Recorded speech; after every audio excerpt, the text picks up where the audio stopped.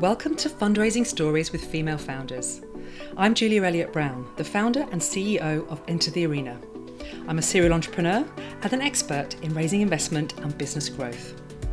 Our mission at Enter the Arena is to empower female founders to fly through pre-raise and investment and onto the exponential growth of their business with investment expertise and business coaching. Here we share the stories of inspirational female founders who've raised investment to inspire you to do the same.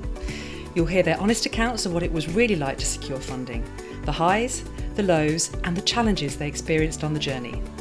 And along the way, we'll discuss top tips for how you can be successful too.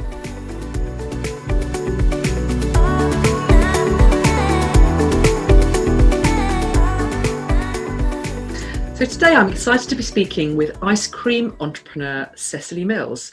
Now Cecily is the founder and CEO of Coconuts Naturally, which is an exciting new brand of organic, non-dairy ice cream. Cecily set up Coconuts Naturally 4 years ago after a career in retail management. And since the brand launched in 2015, Coconuts Naturally has won 7 Great Taste Awards across its range of 6 flavours: coconut caramel, rum and raisin, raw chocolate, mint choc chip, creamy coconut, and sumptuous strawberry. My goodness, my taste buds are tingling. And you may have recently seen Cecily on Dragon's Den, where she came out alive and with funding committed, which is no mean feat, but things have moved on significantly since then. And so I'm dying to hear more about Cecily's ice cream and her journey to raise funding for growth, the highs, the lows, the challenges, and Cecily's top tips for success. So welcome, Cecily. Thank you. Thank you for having me. It's great to have you here. I can't wait to hear all about your Dragon's Den experience. But before we go into that, let's just go back a little bit and tell us a bit more about how you came up with the idea for the business. Yeah, sure. That's a great place to start. Well, look, it was, as so many food brands, it was born out of kind of a personal experience. So I was at the time living in Brighton. I was working in a really demanding job in London. I really enjoyed it, but it was very demanding. And I was looking for ways to, I had a long commute on top of it. And I was looking for ways to increase energy naturally, my own energy levels naturally. And that prompted me to make dietary changes. So I moved to a plant-based vegan diet. I had loads of juices, smoothies, loads of whole foods. It made me feel amazing. Part of that was that I missed ice cream, basically. I started to make it for myself at home in my kitchen, and I loved it. My husband loved it, and my friends and family loved it, and the thing snowballed. And I thought, okay, well, this is a really great product, a good idea. There were a few other factors that also happened to align. I wanted my own business. I didn't want to be a commuter. It wasn't for me. It wasn't a sustainable life for me. And I wanted to get back to my home, like my childhood county of Cornwall. And I needed something to do down here in Cornwall. Everything aligned. And that was back in 2013, 14. And the market, there wasn't really anything like widely available like coconuts on the market back then. And it felt like the market of vegan food, organic food, it felt like it was the right time for the market as well. So a few things ticked all the boxes, and I thought, well, I've just got to go for it. I mean, it all seems to be aligning, doesn't it? And of course, yeah, Cornwall is where all the best ice cream comes. I know, it really is. Most of it is dairy-based, I guess. It is, but we're like the modern Cornish ice cream company. We're kind of bringing a new twist to Cornish ice cream. But you're absolutely right. Cornish ice cream is world famous. And it fits perfectly with our county of, we've got beaches and there's lots of perfect places to enjoy ice cream down here, as there are in the rest of the UK. But yeah, you're right. We're in the spiritual home of ice cream as far as I'm concerned. What better place to redesign it, to modernise it, and to give people an exciting, different offer. Lovely, and amazing also to be an entrepreneur there too, being back where you came from. Exactly. Yeah, I love it down here. It's great, and there's a lot of business support down here. There's a lot of help for business down here, and yeah, I couldn't imagine doing business anywhere else now. I mean, I say that, but yeah, it works well for now. That's wonderful. And of course, as you say, veganism becoming huge.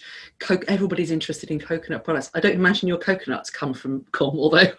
No, they don't. Oh, that would be amazing, because it would mean we'd be really have beautiful weather. No, they don't. We get our organic coconuts from Indonesia. But yeah, you know, it's a great place to do business down here, and there are a lot of other. There's a massive business support network and business support community down here. So yeah, it's all good. That's good to know, because of course, you know, a lot of people think of London as the place in the UK, and they think of Silicon Roundabout, but people are setting up amazing businesses well away from that, actually, aren't they? And you're proof of that. Yeah, don't get me wrong. It would make our lives a lot easier a lot of the time to be in London.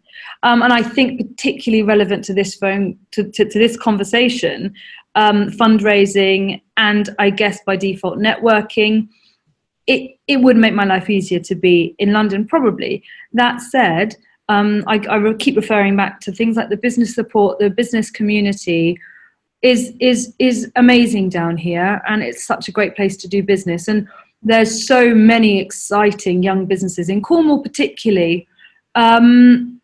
That it's a really dynamic community, and it's really good to be a part of it in Cornwall. So, you know, there are positives and negatives, but, you know, then at the end of the day, I do get to drive to the beach and I get to look at the sea. And so, you know, for all of the networking that I maybe can't necessarily do every evening, it kind of makes up for it in other ways. That's wonderful to hear. So let's talk a little bit about your fundraising journey then. So let's start at the beginning, when you first decided to go for it with this business. So you funded the business through family and friends, is that right? Yeah. Yeah, and we took on shareholders really quickly, actually, family and friend shareholders, and we funded through SEIS.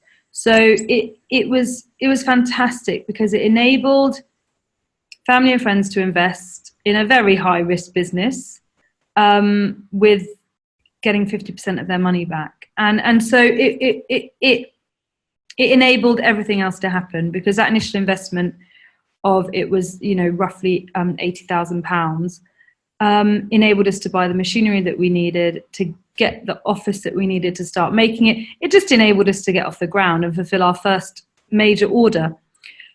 So yeah, massive. It was, yeah, at the very beginning, it started us all off. And did it take much convincing to get your family and friends to come on board? Look, they were a warm crowd, that's for sure. So it wasn't easy. Don't get me wrong. It wasn't just like, here, have loads of money. It took a proper business plan, a proper strategy. It took a lot of conversations. It took a lot of, it took a lot of time. But at the same time, they were, as I say, they were a warm crowd. So, and they believed in me. And I think at that stage of, I guess, any business, before the product has even been proven, it does come down to the personal relationships. And if they believe in you, and if they think you're investable, that was probably made up the majority of the decision at that time. I know some entrepreneurs feel really uncomfortable with asking people that they know to invest in them. What would you say to them? I understand that. I think, look, if you don't ask, you never know. And I think there's a little bit about, you need to do what you need. As an entrepreneur, I think you need to do what you know you need to do to make your business a success. And if that means making yourself a little bit uncomfortable asking people for money, well, it's not really just about asking people for money. It's about asking them to invest. And so it's a two-way transaction. So that's the way I think of it as well. So yeah, I'm asking them for money, but equally I'm giving them something back in return. And that return might be in 3 years, in 5 years. And it might be never, touch wood, but it might be never. That's the risk. But I suppose it's not the easiest thing, but you have to do it if you want to grow the business. And then the way I frame it is that it's not about just asking. It's not a one-way transaction. It's a two-way transaction. So they'll invest in the company, they'll invest in me, and I'll give them a return. Right. You're giving them that great opportunity, aren't you? And of course, as long as you make them aware of the risks, that's important, isn't it? Absolutely. Yeah, absolutely. And it's got to be stressed, And I think that's why SEIS was such a good way to invest in the beginning, because we got a lot of money for us at that time. And the actual cost was 50% less. So, you know, it's the SEIS investment and then now EIS for us is a really good scheme to support that because of that risk, because it is so risky. Yes, we're extremely lucky in the UK, aren't we, with that? I have to say. Yeah, absolutely. Okay, brilliant. And so you had that initial money from friends and family, 80k, to get you out of the block, so to speak. And then, so then the next thing for you was going on Dragon's Den. Yeah. Tell us all about Dragon's Den. Yeah, Dragon's Den was an amazing experience, and I think it seems a very long time ago because I actually filmed it. It's now December. I filmed it back in April. But the actual thought process behind it started nearly a year ago. So we were looking for investment. So my primary goal to go on Dragon's Den was to get investment. And I think I referenced earlier that being in Cornwall has its massive benefits. But equally, I've got 2 young children at home and I'm here in Cornwall, 6 hours away from London. I was finding it quite hard to get to the right meetings and network with the kind of people I wanted to look for investment. So we were on an investment journey. I wanted to find investment. And so I knew I needed to do something pretty radical, which is where Dragon's Den came out of. In the January of this year, I decided, well, you know what? I'm just going to do it. So it was high risk. The BBC were amazing, actually. They're very, very thorough. Application form in, video application or video screening, months of due diligence checks before you finally perhaps get offered a filming date, which I did. The filming day itself was pretty intense. It's like an all day, 6 a.m. to 11 p.m. You don't really get told when you'll be on. And you get called up to go into the den, and that's it. It's like, right, now or never.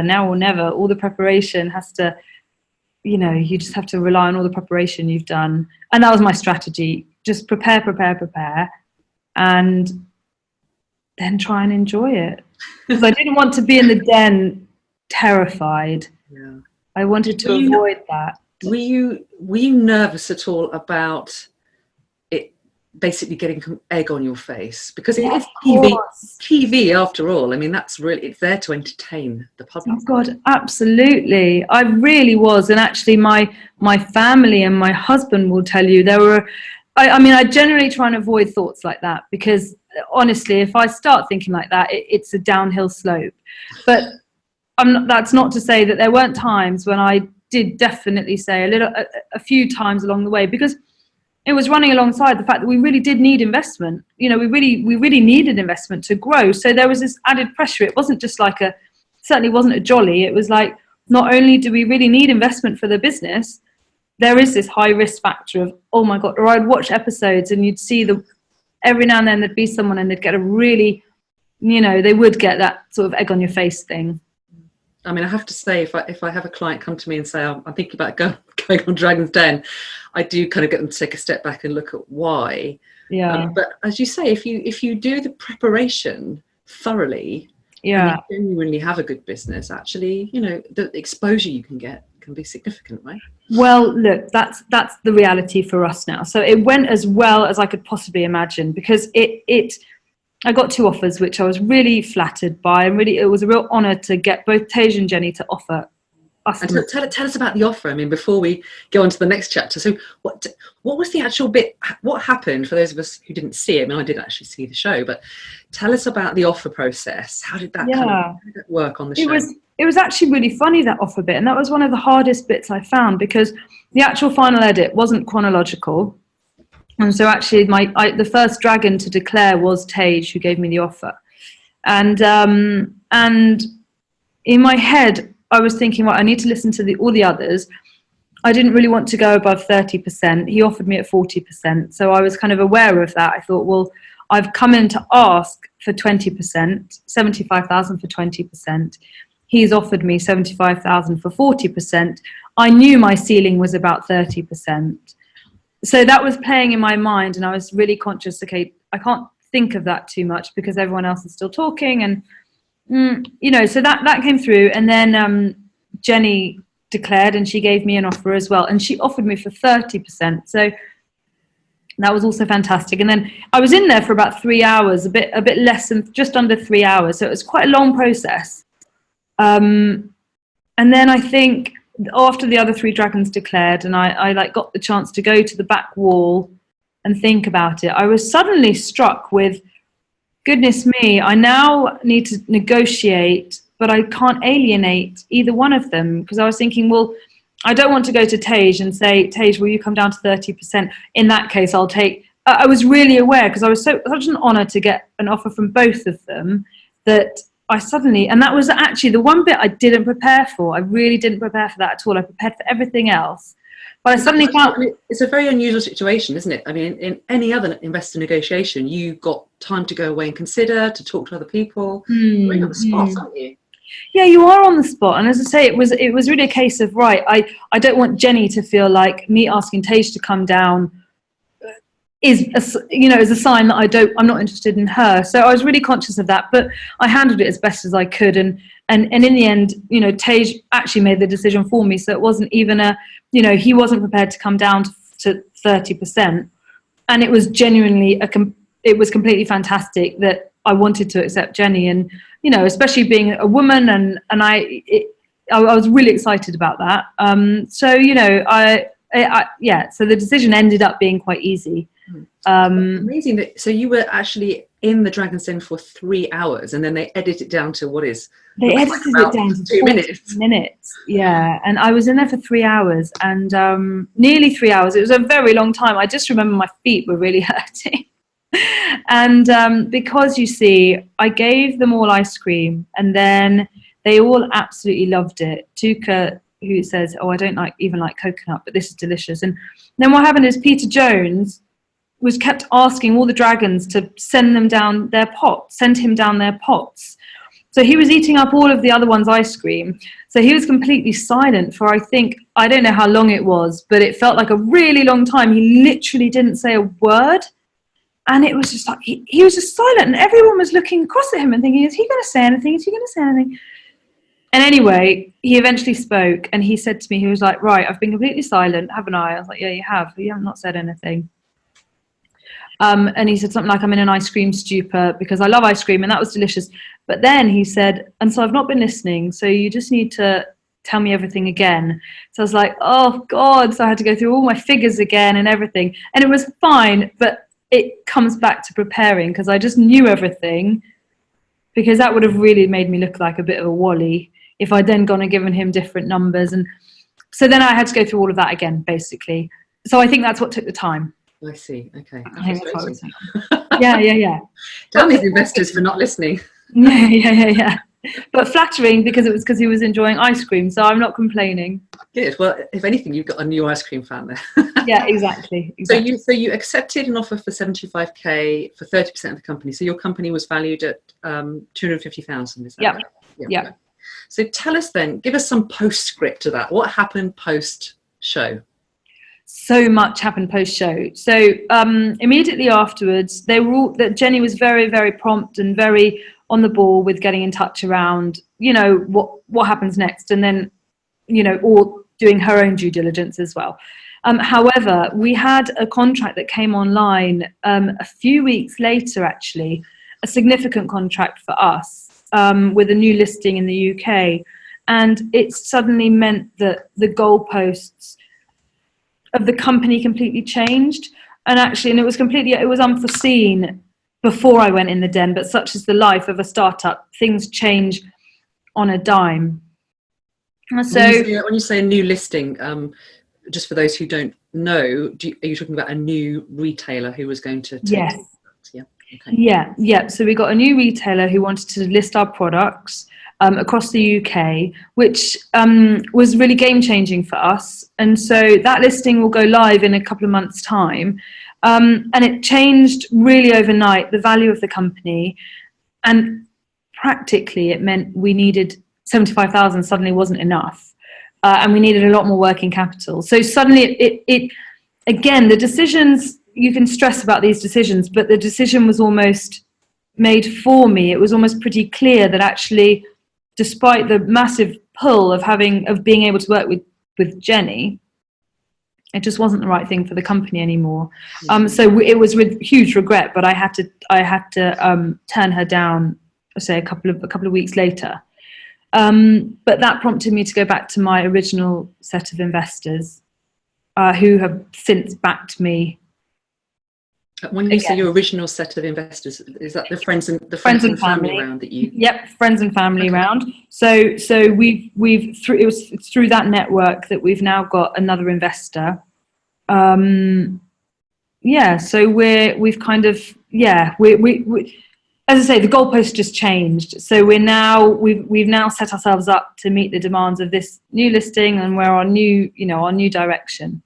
So what happened with Jenny then? Was she interested in coming in on this newly structured round, or was that the end of the conversation? At the time, it was the end. So, you never know. Things might open up in the future. Keep all the doors open. But it wasn't right for her. She wanted to stick with the offer in the den, which is completely understandable. So we left it and we parted ways. Okay. And so your overall assessment of Dragon's Den, do you think it is a good place to raise investment? And would you recommend that others give it a go? Yeah, absolutely. I do. I really do, because I've got to say, all of the dragons, when you're actually in there, and it's incredible what the editing does. When you're in there, it's completely, they're all very affable. And it was, as I say, it's been a massive platform for us and our company. I wouldn't change a thing. I'd just say, as long as if you're prepared and you're confident in your product, and you don't go in asking for silly money on silly valuation, you're relatively sensible. It's a great place because they're serious investors and they want to invest and they want to help you. Well, that's my impression of it. That's good to know, because I think, as you say, the edit makes the whole thing look hideous. And one of the things I hate is, I think a lot of people expect that that's what investors are like, what they see on the television, this idea of a dragon. And actually, investors aren't really like that. Investors are all mostly pretty nice people.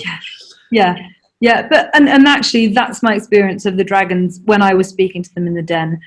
Just nice people who, pretty nice people who do want to understand your business. They're not, they want to make money. And so they ask questions accordingly. But they also want to help you and support you. And so, I would recommend it. I think I had a great experience. I wouldn't change it for the world. Fantastic. That is so good to hear. So let's look at now. What's the plan then? So you take this 75k off the table. You've got a new listing, but you still need funding, right? So what next? Right. Well, we still need funding. Well, we've actually just raised 100,000 in the form of a convertible loan. That's where our investor pool, our friends and family network of investors has just put that up, which has been a massive help for the company. But let's just stop there before we move on. So 100k in the form of a convertible loan. So this is from your original friends and family plus a couple of extras, is it? Yeah. One extra company, yeah. Okay. And so why this time a convertible loan and not equity? Well, to be really honest, we're still in various SCIS regulations. So we just thought it was easier to let SCIS run its course and make the convertible loan happen in a couple of months' time rather than when we needed the money, which was last month. Yeah. Basically. The way, isn't it? So you've got it sounds all complicated, but it just worked out better because it meant that everyone involved could keep their tax relief. And it keeps it nice and simple because it just means as soon as the SCIS period is up, the loan will convert on the agreed valuation, which we kept the same for the Dragon's Den. Mm-hmm. And I say relatively simple transaction. It's taken a lot of effort, but But a lot less work than actually doing a full investment round, that's for sure. Yeah, keeping it relatively simple. That same valuation. Okay, so that's sort of some short-term bridging finance to take you through. Yeah. And so are you going to do another round then in 2019? That's our plan. Yep, and we're actually just gearing up for that now. So our plan now is to go for crowdfunding in the new year, in the early new year, which we're really excited about actually, because being a consumer product, crowdfunding is such a massive opportunity for consumer products like us, because really accessible products that you buy for a relatively small unit price on a supermarket shelf. It's a really nice product to put to a crowd. So, our plan with our crowdfunding raise is we're looking and talking to various individual private investors who will be willing to start our campaign off, and then open it up to the crowd come, as I say, early 2019, to raise in the region of 200,000, maybe a bit more, to kind of give us the boost that we need in terms of working capital and marketing spend to take us through the next few years. Excellent. And of course, I mean, as you say, consumer brands do well on crowdfunding, particularly food and drink brands, and actually that have been, or at least one high-profile ice cream brand I can think of. Yeah, we've suddenly our mailing list and our interest has been timed tenfold. It's fantastic, and I think again it comes back to the Dragon's Den. The piece that it's done for us has just been massive, and for a company that isn't, we're not based in London and we don't have a massive marketing spend, it's been such a great boost for all of those reasons. So we feel really confident now going to a crowdfund, that there is a bit of a bigger platform for us to build on. We're not starting from absolute ground zero. So yeah. And of course, you can run a crowdfunding campaign from your desk. Another great reason for an entrepreneur that's not right in the middle of London. You can run it from Cornwall and deal with investor Q&A over email, which is amazing. Yeah, absolutely. And while we'll still, particularly with the raise, we'll still very much want to host a few nights in London, because there's still the face-to-face thing is invaluable. So I mean, obviously loads of positive things going on. You've had lots of very positive experiences so far with fundraising. Let's talk a little bit about the challenges that you face, because it's not all roses, is it, when you're raising? No, God, no. What are the hardest things being for you, would you say, Cecily? Yeah, I think if I pick out the three hardest things, I think two of them are very practical things. So honestly, the terminology in the world of fundraising has been a massive learning curve for me. And I'm lucky that I've got a good board of directors and business advisors who have really helped me there, because a lot of times when I've been speaking to lawyers, or I've literally had to call someone up and say, I just don't understand what they're talking about. I just don't, which sounds ridiculous, but this is very practical. You can learn all of that stuff, but it's really helpful to have people who already know this stuff and know the intricacies of it and can interpret it and understand what the options might be where I don't even know what questions to ask. So that's been a massive learning curve, one of the hardest things. I think the second practical thing about fundraising is it's just the getting your ducks in a row. It's an enormous amount of work, from getting a really good cash flow that you're really confident with. It's bold enough and yet not ridiculous. To getting your pitch deck right, to getting just all of the back office stuff, all of your accounting systems, it just takes a lot of work.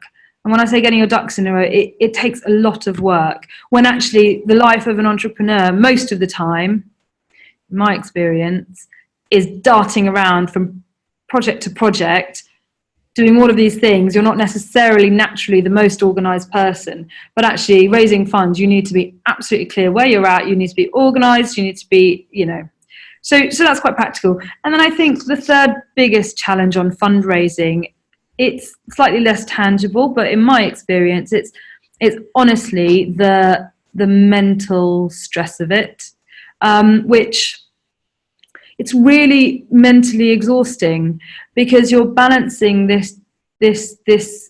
You have a real need for cash to keep your business afloat, or to grow your business, or for some need that you want the cash flow for. So that's a ticking time bomb in its own way. You need working capital to deliver a contract. You need it by this time, right? If you don't raise funds by then, what's your plan B? And then you've got the whole thing of you're absolutely putting yourself out there, and investors are smart people, and they'll tell you what they think. And it's, if they don't like the product, they'll tell you. If they think your business plan is completely flawed, they'll tell you. And that in itself can be tough. You need to be able to just believe in yourself enough that you can keep going through. So I think the mental stress of fundraising is not to be underestimated. It's not it's not an easy time.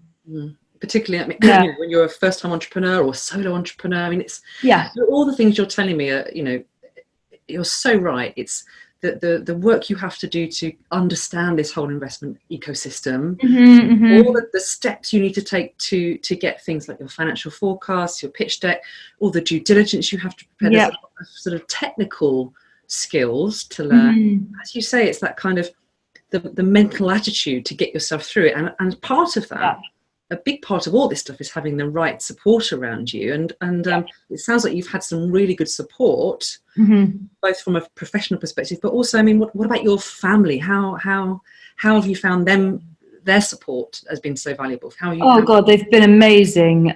You know, my husband gets it all really, and he's been amazing. He gets the sort of the highs and the lows, and it is stressful because you will have a day when I don't know, a conversation has gone cold, or a lead that you thought was going to work doesn't work, or, you know, the bad days, I suppose, and you go home and you really need to vent and you really need to offload, because you don't want to do that necessarily to your team if it's not appropriate.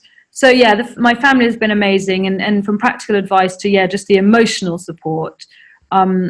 They've been amazing. They are amazing. I'm lucky. My family get it, and they're so supportive. My father is immensely supportive. He's on the board, so I speak to him most days about the business and about the company, and, you know, his support has been absolutely invaluable. So I'm in a really lucky position, actually.